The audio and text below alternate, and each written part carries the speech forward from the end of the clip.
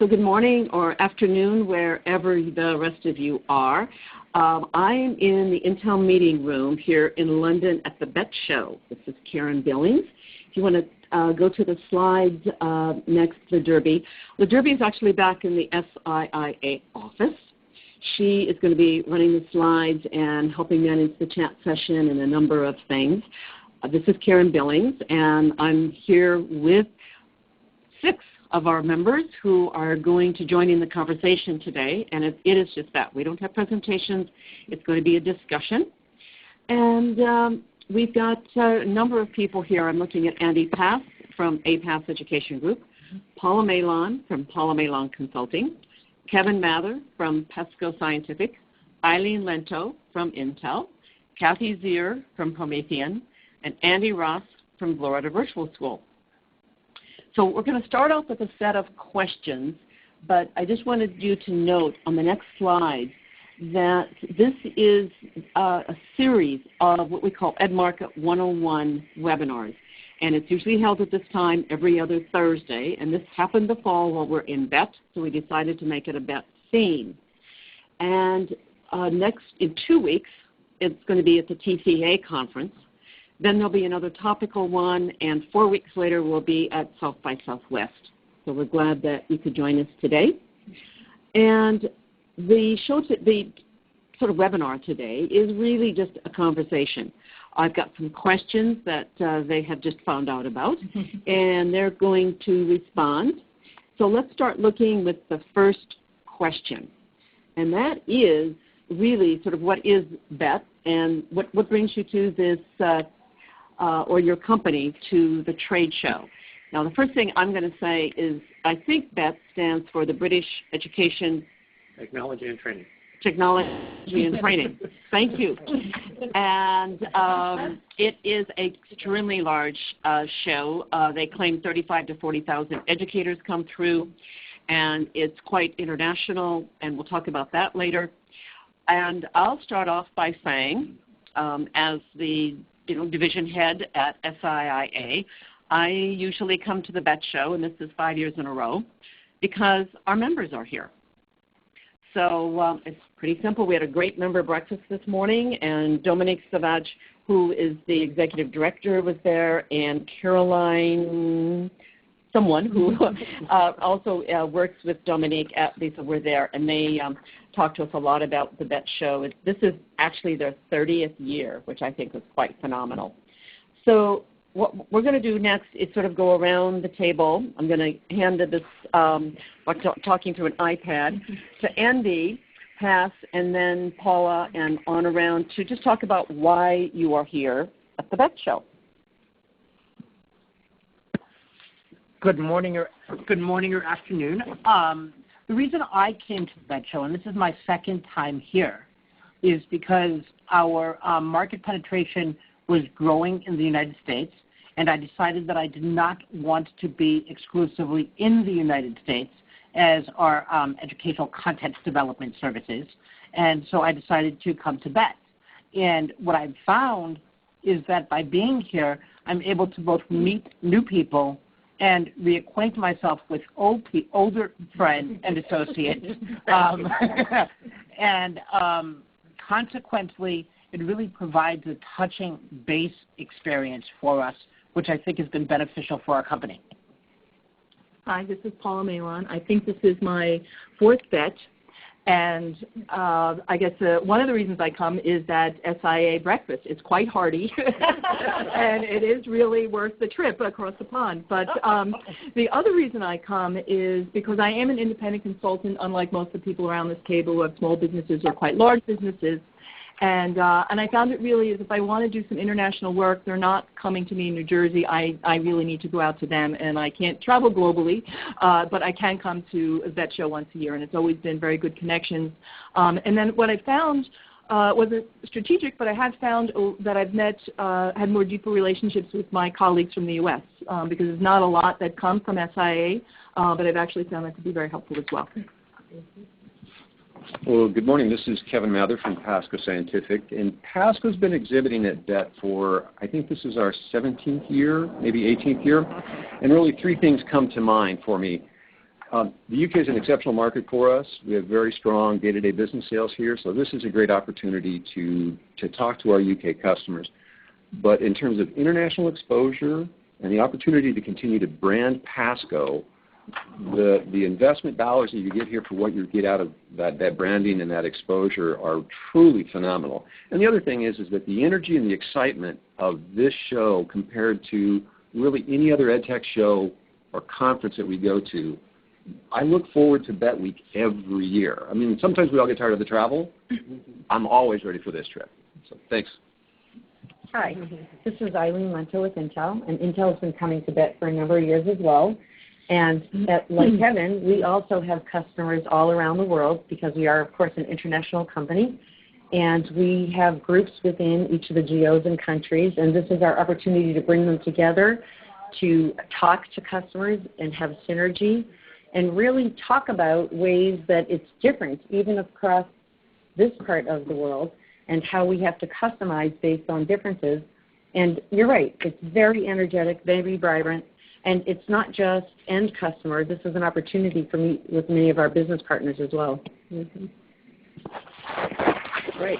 Hello, I'm Kathy Zier. I'm from Promethean, and we are a UK company, and we also are international. We're in about 150 countries, and the UK and international market is about half of our revenue, but this is the launching pad for us for new products, getting customer feedback, market feedback on the things that we're releasing, and it's just, like you said, Eileen, very, very vibrant. I mean, we've all been going to trade shows and it's been for many, many years, and I felt like I had stepped back in time to 10, 12 years ago when EdTech was really flourishing, and here it's like a whole new renaissance of product companies that are going to the next level in terms of how they bring content and bring interactivity and hardware solutions together, all for the purpose of improving education, and it's amazing here. So this is Andy Ross from Florida Virtual School, and I guess I'm the newbie to BETT. I have never attended a BETT event before, so I can give you that perspective of being someone here that's new. One of the strategic directions that Florida Virtual has been moving into is expanding our global presence. We have a nice presence of students taking our courses, but we really don't have the penetration into the international market that we are hoping for. So this is our entree into that market. And from the advice of someone sitting across from me, Karen, she said, you got to go to BETT. So she convinced me to go to BETT, and so I'm here. I have to tell you, I am very impressed with the quality of the displays and so forth. I mean, this is an all-out by many companies, but I'm even impressed with the smaller booths. You know, a lot of different shows you go to, the smaller booths are just like curtains, and here, a different level of professionalism. So I was very impressed with that. But I'm here to figure out our global presence. Great. Thank you, each and every one of you. I know that when Dominique spoke this morning, he did say that one of the things he wanted to do when he started the BETT show was to sort of increase the professionalism. And he shied away directly from the curtains and the simpler just pop-up booths. So that is certainly true here. So let's go on to another question, and that is, what kinds of products do you see here? Are there any types of products that are dominating the show? And so I'm going to go to both Andy and Andy first because they have been walking the show floor a lot the last day and a half, and they're more apt to see it. And I may even have sort of a response to that myself since I've been doing some of the walking. Here we go. Andy. Hi, so this is Andy Pass, and I just want to make one comment before I tell you the answer to this question, which Karen just alluded to. There are really two ways to come to this conference, in my opinion. One is by walking the floor, where you don't have your own exhibit space, and the other is to have your own exhibit space. And obviously there are people who do both, walk the floor with their own exhibit space. But I've been walking the floor, and I've been interested to see that the kinds of products and services, and mostly products available here, in my opinion, are the same kinds of products that would be available in shows in the U.S. They're put on by different companies from different places in the world that are putting them on, but I'm not seeing a whole lot that's new. There's a lot of platforms, more platforms than I could count, and there's here and there really interesting content that can be used with those platforms, but it's definitely a platform show, in my opinion. Okay. Andy. So let's set the stage a little bit and compare this to maybe some U.S. conferences. In most U.S. conferences, you have the floor where all the exhibits are, but then you have a large number of breakout sessions that people go to, and you'll find the traffic on the floor will diminish during those breakout sessions. There are no breakout sessions here. They are all, everything's on the floor. So it's in this big, gigantic room that goes end to end with displays front to back as well. So it's a little different event that everything is concentrated in this one large space, which has 40,000 people in it. What I found is, and I agree with Andy, is that not necessarily all new stuff, but I will say there was a great announcement by my friends at Promethean who have a very effective booth, including a classroom that's going on with instruction and kids are learning. But I would say I saw a lot of hardware, and I saw a lot of services, putting it together. And it was kind of interesting. I would walk around and I'd ask them where they were getting their content for their solution. And one comment that came back to me was, well, no one asked for content. And I said, well, then what's your solution for? All you have is a bunch of hardware. So I'm seeing a little bit more of a movement back into that hardware area. So I thought that was rather interesting. But you have typically here the smalls, which are the 3 meters by 3 meters, to the huge. I don't know, how big is that Intel booth? It's huge. I think a family of 1,000 could live in that booth. Okay. So maybe there are a lot of very large booths. I was actually taking a lot of pictures to try to show the comparison of the small to the large. But again, all very nicely done. Okay. And this is Karen. I have one thought, and I haven't gotten the same quite impression yet walking this year, but in the past couple of years, what I've noticed was the prevalence of a couple of types of products. One was the games, interactive games. And they're still here, but I think in terms of being different from what's in the U.S., not as many companies were saying, look, our kids are learning through interactive games. Brain Pop and some of our members who have been over here for years are doing very, very well. So I think that, and then the other one is the use of manipulatives. There's still a lot of manipulatives, and I don't know if it's the more science toolkits, I think, that are here than some of our own conferences. And I just thought I would throw that out there from my perspective. So let's go on to the next question. And how are the products companies different from what you see in the U.S.? And then also, Ladrubi, why don't you go ahead and put up the next one, because I think these questions are going to, or their answers are going to sort of run together, and then what's unique about the show or attendees from those in the U.S. So let's start with Kevin.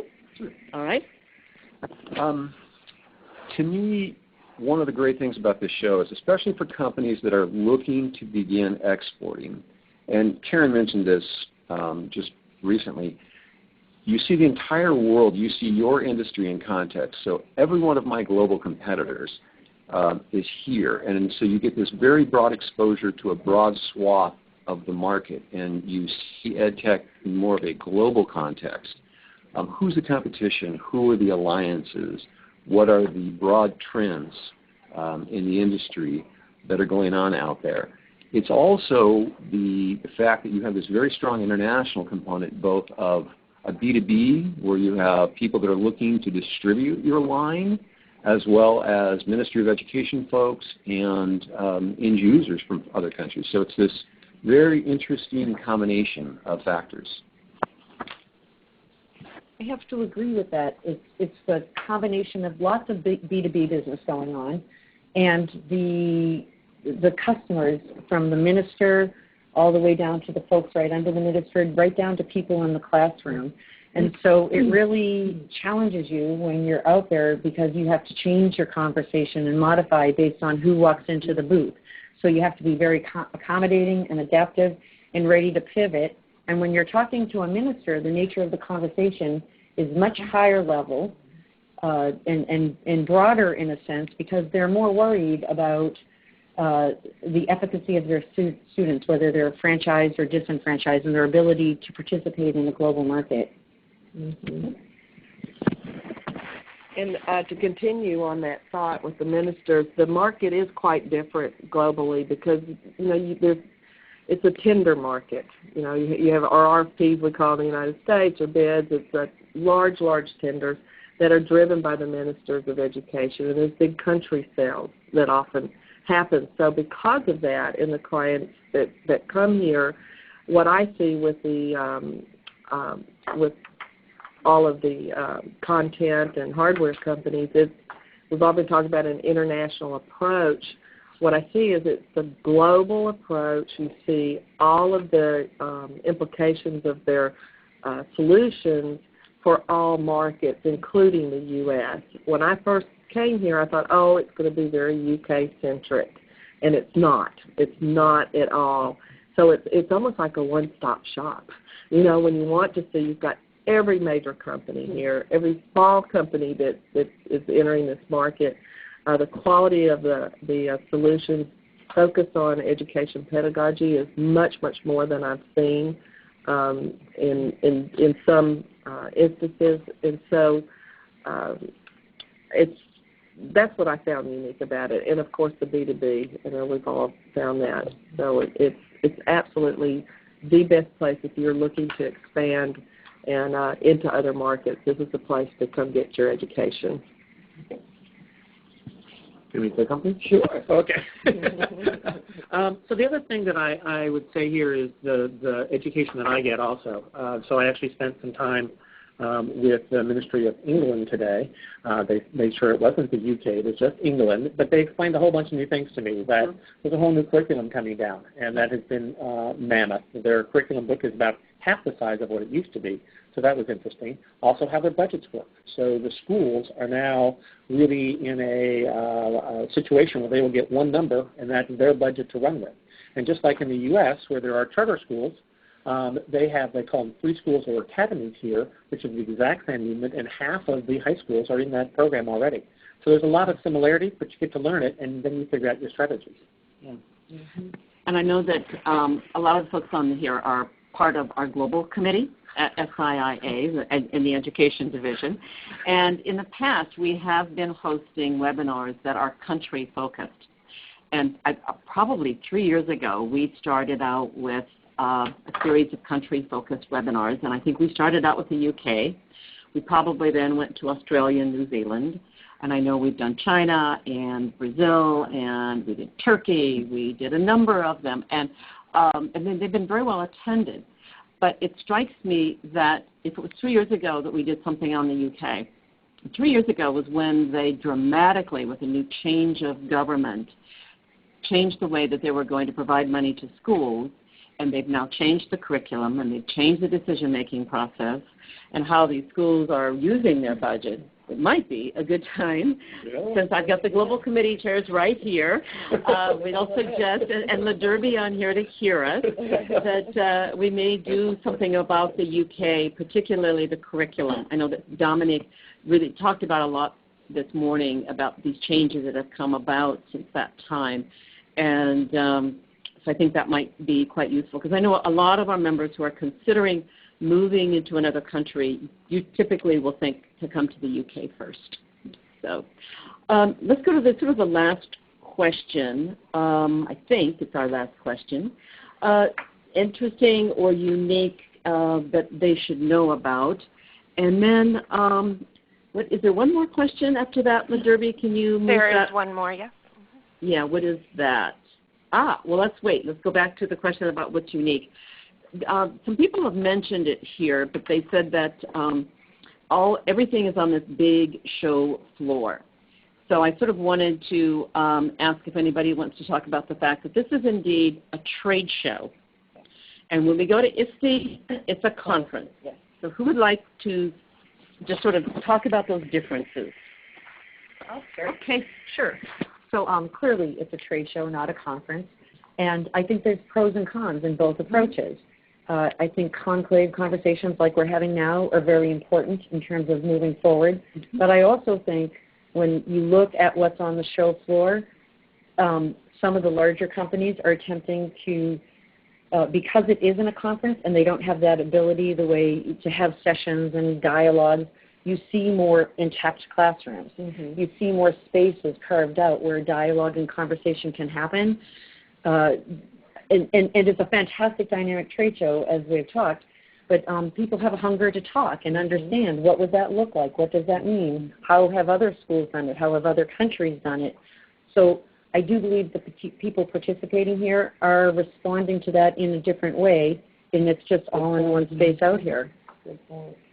Yeah. Well, I do have to agree with that, and it's almost like little mini conference sessions, you know, around the trade show.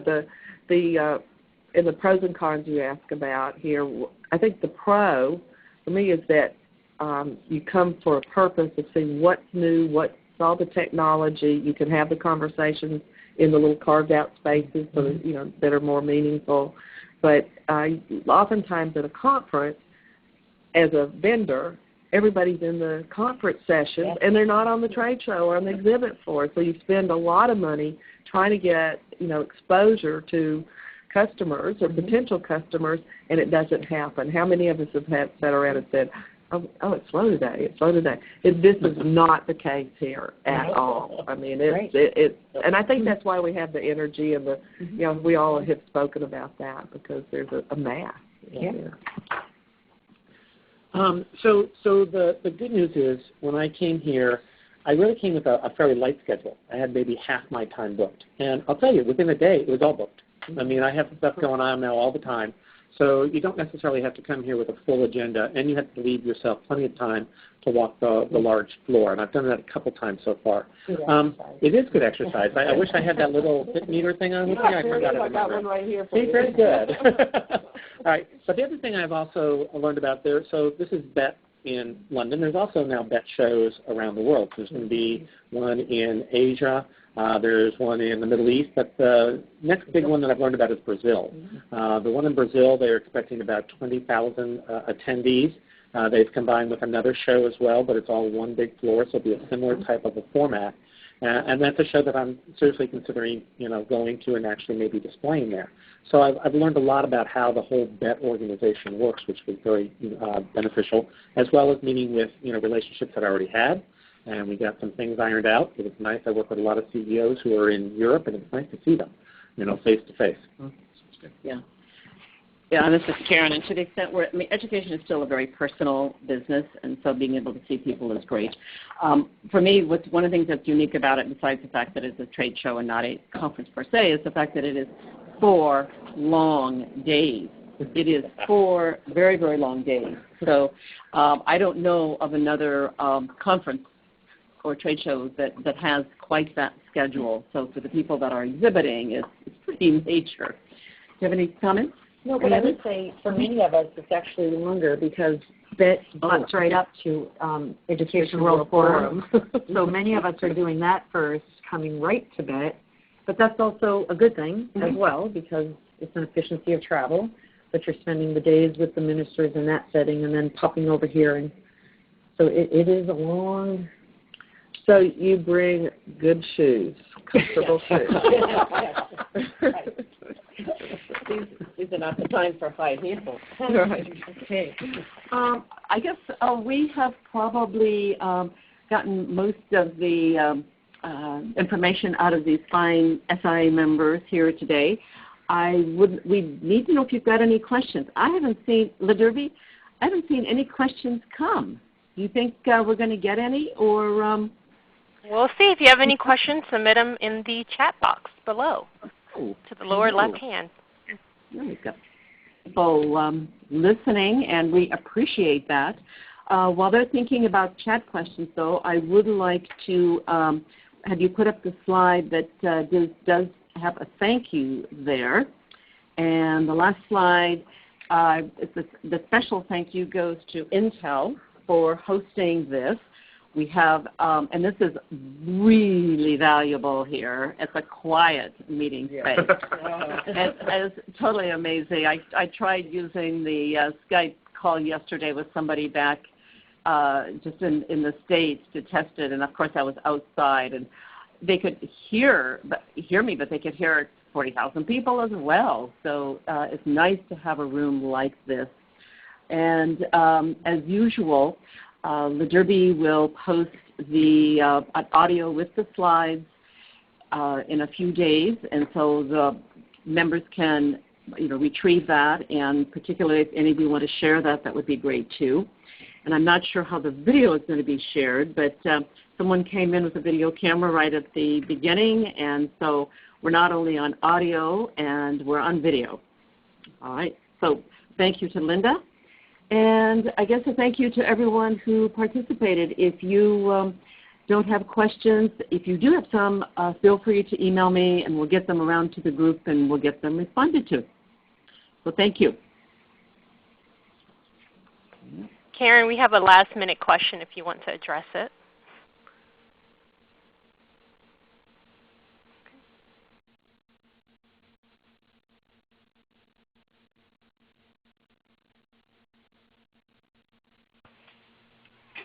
Thank you.